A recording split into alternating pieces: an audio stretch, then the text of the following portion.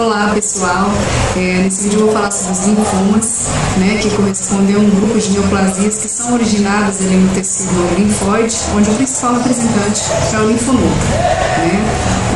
Esses linfomas, eles têm, ao contrário das leucemias linfocíticas, eles são originados no tecido linfóide e podem eventualmente migrar ali para a medula óssea e outros tecidos. Na leucemia linfocítica, o que vai acontecer é o contrário, elas são originadas da medula óssea e podem migrar para os linfonodos. Pessoal, na mucosa do trato gastrointestinal, respiratório e urinário, a gente pode ter o surgimento de determinadas ilhas de tecido linfóide que vão surgir e desaparecer conforme for o estímulo que elas vão receber, como por exemplo a mucosa gástrica. Na presença da H. pylori, ela pode desenvolver ali o surgimento de um tecido linfóide. O nome que a gente vai atribuir a esse tecido linfóide, essas ilhas de tecido linfóide que surgem, desaparecem conforme o estímulo que eles recebem, a gente chama de malte. A presença desse tecido linfóide, a presença do malte é normal, é fisiológico. O problema é que com o aparecimento, desaparecimento repetitivo desse tecido, aumenta com certeza a possibilidade de acontecer ali uma falha de replicação do DNA. Esse indivíduo, nesses casos, vão acabar evoluindo aí com linfoma malte. Falando mais um pouquinho sobre os linfócitos, pessoal, a gente vai ter que a medula óssea vai liberar as células B, os linfócitos B, que vão direto já lá para os linfonodos, e vão liberar também as células pré-T, que deverão ser transformadas em linfócitos T, antes de ir para os linfonodos. E essa transformação, essa maturação das células pré-T vai acontecer no timo. Então a medula óssea vai liberar as células pré-T, elas vão lá para o timo, vão sofrer maturação e vão migrar para os linfonodos. Lá nos linfonodos, pessoal, a gente vai ter dentro do folículo linfático a presença dos linfócitos B, em volta a gente vai ter os linfócitos C e na medula desses linfonodos a gente vai ter os plasmócitos, a presença dos plasmócitos.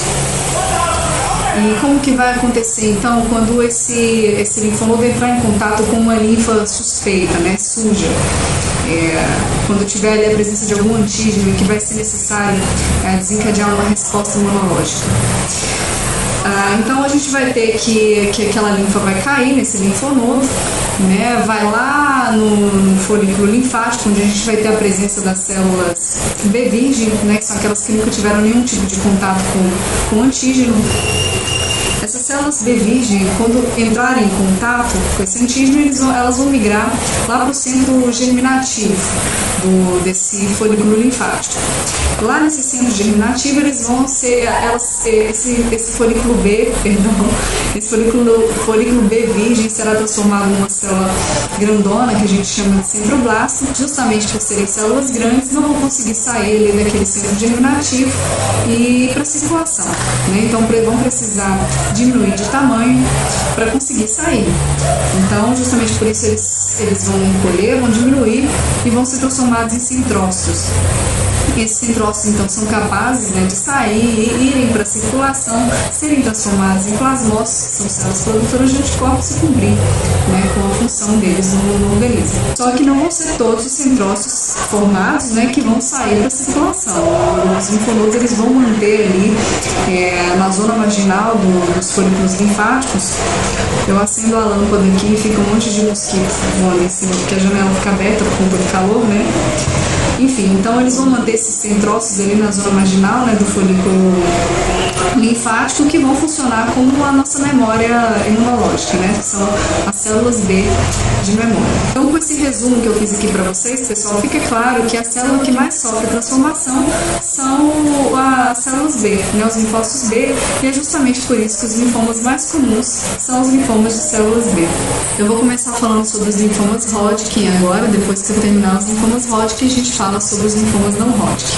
Então, os linfomas Hodgkin, eles têm uma distribuição bimodal, eles são muito comuns em mulheres de 20 a 35 anos de idade e em homens acima de 50 anos de idade.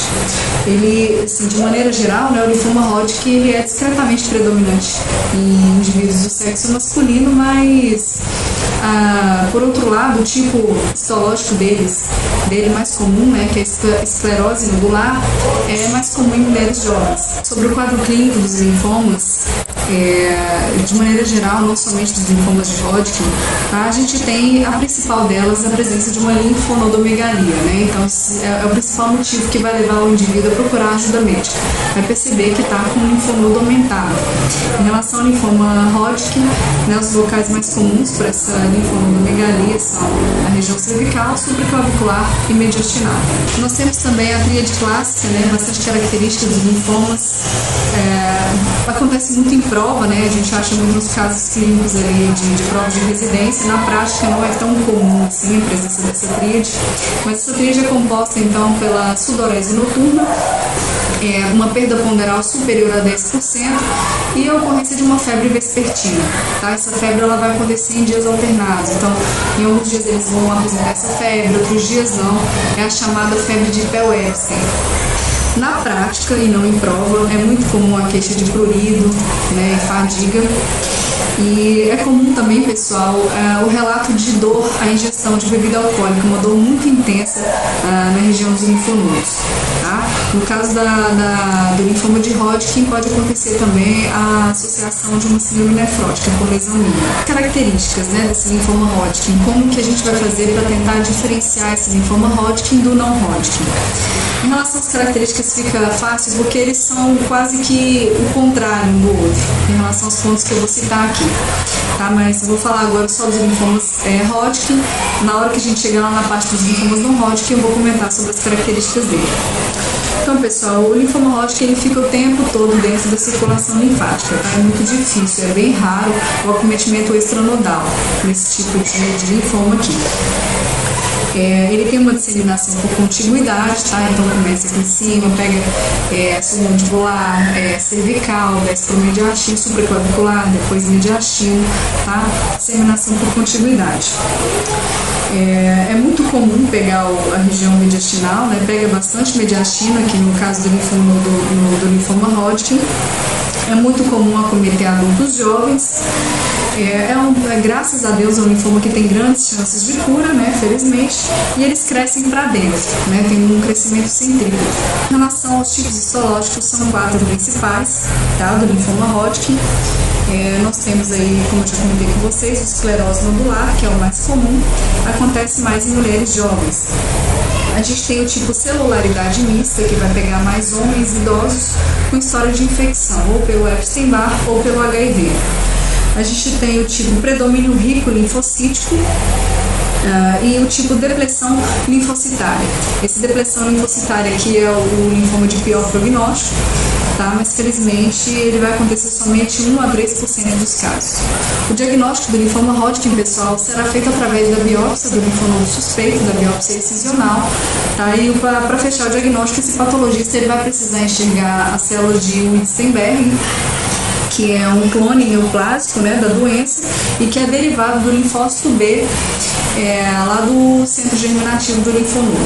Tá? Então, esse patologista ele vai precisar visualizar essa célula de Wittgenberg num determinado pano de fundo, tá? Sendo esse pano de fundo constituído de eosinófilos, plasmócitos e leucócitos.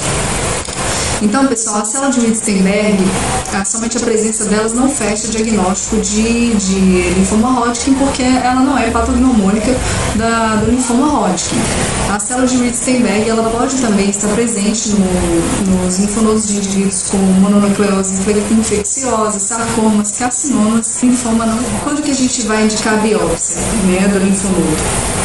São 5 situações.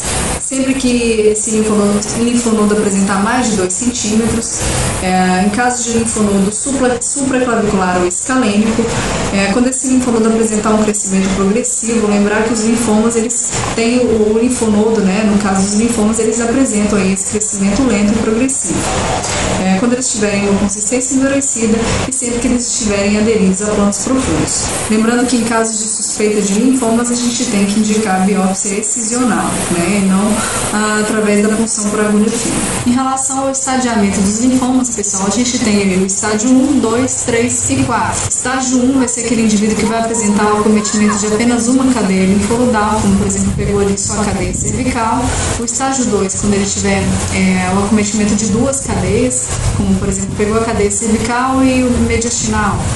O estágio 3, sempre que o indivíduo tiver acometimento de linfonodos dos dois lados do diafragma, né? Então acima do diafragma e abaixo do diafragma.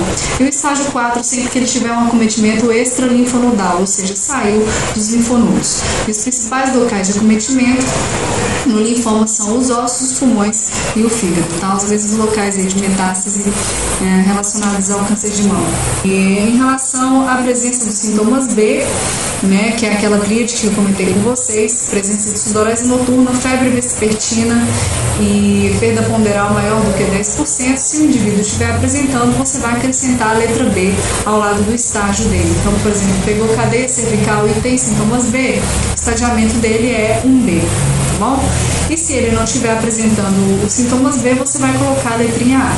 Em relação ao tratamento dos linfomas, vai depender se o linfoma é precoce, tardio ou se é uma recidiva. No caso do linfoma precoce, né, que são aqueles que estão ali nos estágios 1 e 2, a gente vai tratar com uma quimioterapia associada à radioterapia. Parece que hoje em dia não se utiliza mais a radioterapia, tá? Primeiro porque ela gera uma série de complicações, segundo que somente o uso da quimioterapia, 6 ciclos de quimioterapia, o esquema ABVT, tem gerado aí cerca de 90% de cura. Em estágios tardios a gente vai entrar com uma quimioterapia, esquema ABVT associado ao MOP, e em casos de recidiva, mesmo em situações de recidiva, esse indivíduo ainda tem uma chance de cura relativamente alta, vem de 40% a 70% de chance de cura. Nesses casos a gente vai tratar com o esquema HDC-HSCT. Então vamos falar agora sobre os linfomas não Hodgkin, tá? Que tem mais aí de 26 subtipos e são divididos em 3 grupos, né? Que são os indolentes, os agressivos e os altamente agressivos. Sobre a característica dos linfomas não Hodgkin, né? Que ajuda a gente a diferenciar com os linfomas Hodgkin, ele tem uma disseminação hematogênica, ou seja, pode ir para qualquer lugar do corpo. Justamente por isso eles têm um acometimento extranodal comum. Em relação ao acometimento do mediastino, não é tão comum no linfoma não Hodgkin, mas existem 2 situações de linfoma não Hodgkin, 2 subtipos que pega o mediastino, tá? São os linfomas infantis não Hodgkin, são doenças muito agressivas. A gente tem o linfoma pré-T ou linfoma linfoblástico. É comum em pacientes mais velhos, ele por volta dos 60 anos de idade, o linfoma Hodgkin, tá? Tem menor chance de cura em comparação com os linfomas Hodgkin. E ao contrário também dos linfomas Hodgkin, eles têm uma distribuição para fora, né? Uma distribuição centrífuga. Vamos falar agora então sobre os tipos, né, de linfoma não Hodgkin, começando pelos indolentes. Os indolentes, o tipo mais comum é o de célula B folicular. Tá? A idade em que ele costuma aparecer é mais em mulheres mais velhas, entre 55 a 70 anos de idade. Sobre o curso e sobrevida da doença, ele tem um curso insidioso, tá? E sobrevida aí passa de 70% dentro de 5 anos. O estadiamento, geralmente o linfoma não Hodgkin indolente, ele é descoberto quando o indivíduo está lá para o estágio 3 e 4, tá? Porque essa doença ela não incomoda, então ele demora a descobrir, tá? E o tratamento, radioterapia ou rituximab associado ao esquema CHOP, que é o padrão ouro para o tratamento desse tipo de linfoma aqui. Em relação aos agressivos, o tipo mais comum vai ser o linfoma B de grandes células, vai acontecer em 31% dos casos. A idade de acometimento é mais em homens entre 40 a 70 anos de idade. Curso e sobrevida, ele tem um curso rápido e 46% dos pacientes vão conseguir viver aí mais de 5 anos. Mas na maior parte dos casos aí, esses pacientes vão apresentar uma sobrevida de meses, tá? Estadiamento, geralmente esses indivíduos vão descobrir a doença quando eles estiverem nos estágios 1 e 2, tá? Começa a incomodar muito rápido, cresce muito rápido. E o tratamento aqui também nos agressivos é igual aos indolentes, tá? Rituximab associado ao esquema CHOP. Sobre os linfomas altamente agressivos, nós temos aqui os mais comuns, os linfomas infantis, né? Já comentei sobre eles com vocês, que são o linfoma linfoblástico e o linfoma de Burkitt. né? Então, como eu já expliquei para vocês, são mais comuns em crianças, né? Então, idade de acometimento mais em crianças, né? Pacientes jovens. Curso de sobrevida, em média, esses indivíduos vão evoluir para óbito em cerca de 6 semanas de evolução da doença, tá? Mas atualmente, com melhorias, né, no tratamento desses indivíduos, a gente conseguiu aí melhorar bastante a sobrevida deles em 5 anos. 44% hoje dos indivíduos que têm linfoma de Burkitt e 22% dos indivíduos que têm o linfoma linfoblástico. Parece baixo, mas já aumentou bastante em relação ao que era antigamente. Sobre o estadiamento, esses indivíduos costumam ser diagnosticados ali no estágio 4 mesmo da doença, porque tem uma evolução muito rápida. O tratamento dos linfomas altamente agressivos é uma rádio associada à quimioterapia. O problema do tratamento nesses casos, pessoal, é que o tratamento é muito pesado, isso pode gerar uma complicação chamada síndrome da lise tumoral, uma complicação que vai acontecer devido ao excesso de morte celular que está sendo desencadeado pelo tratamento, né? O que vai acontecer aqui nessa síndrome da lise tumoral é um excesso de ácido úrico, cálcio, fósforo e potássio. Para tratar ou impedir a síndrome da lise tumoral, a gente vai entrar com uma hidratação rigorosa associada ao rasburicase. Essa droga aqui ela consegue transformar o ácido úrico em alantoína, que é facilmente excretada pelos rins, tá? Ela é bastante cara, então por isso eventualmente ela pode estar em falta, né? Nesses casos a gente vai substituí-la pelo halopurinol e bicarbonato de sódio. Sobre linfomas e AIDS, pessoal, o linfoma Hodgkin ele é de 5 a 10 vezes mais incidente em indivíduos com AIDS em relação a um indivíduo normal, né? E o linfoma não Hodgkin 100 vezes mais fácil de acontecer no indivíduo com AIDS em relação ao indivíduo normal. O subtipo mais comum de linfoma Hodgkin, né, nesses indivíduos com AIDS é a celularidade mista. E em relação ao linfoma não Hodgkin, o subtipo mais comum é o linfoma de Burkitt. Todos os indivíduos que apresentarem um linfoma extranodal, né, com acometimento do sistema nervoso central, a gente tem que pensar em AIDS. Vou colocar para vocês darem uma olhada aí no linfoma de Burkitt, a forma endêmica, né, africana associada à infecção pelo vírus Epstein-Barr, então pega mais essa área de mandíbula, né?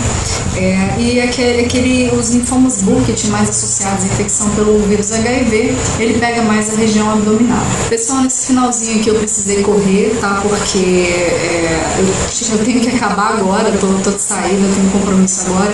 Mas enfim, eu espero ter ajudado vocês. A minha referência para a elaboração desse vídeo aqui foi o Medicurso, tá bom? Como a grande maioria dos vídeos aqui. Então, mais uma vez, espero ter ajudado vocês. Muito obrigada.